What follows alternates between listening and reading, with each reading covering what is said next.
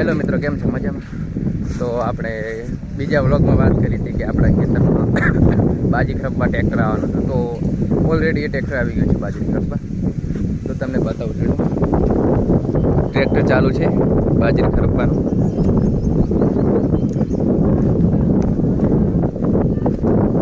પાંચ જણા ખરપ્યા છે બાજરી. જેલો બાજરી કેવી ખરપાઈ ગઈ છે તમને બતાવી દઈએ કેવી બાજરી ખરપાઈ ગઈ છે.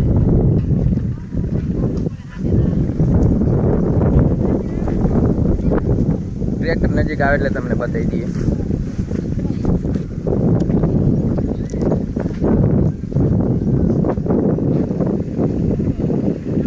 નાના મિની ટ્રેક્ટરથી ખરપાવાનું ચાલુ.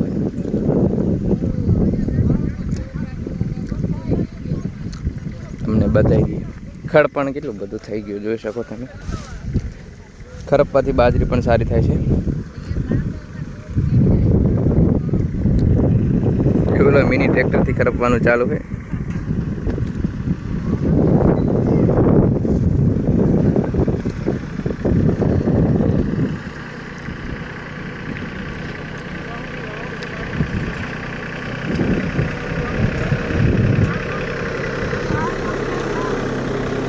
જોલો કેવું ખરપાયેલું છે.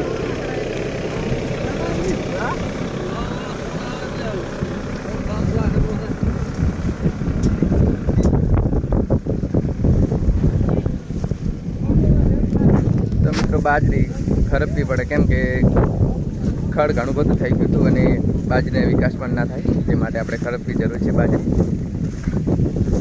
જોઈ લો ખડ પણ કેટલું બધું છે.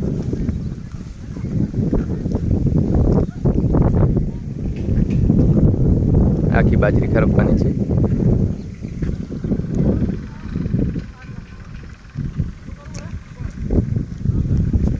તો મિત્રો તમને મારો બ્લોગ સારો લાગે તો લાઈક, શેર અને સબસ્ક્રાઈબ કરજો.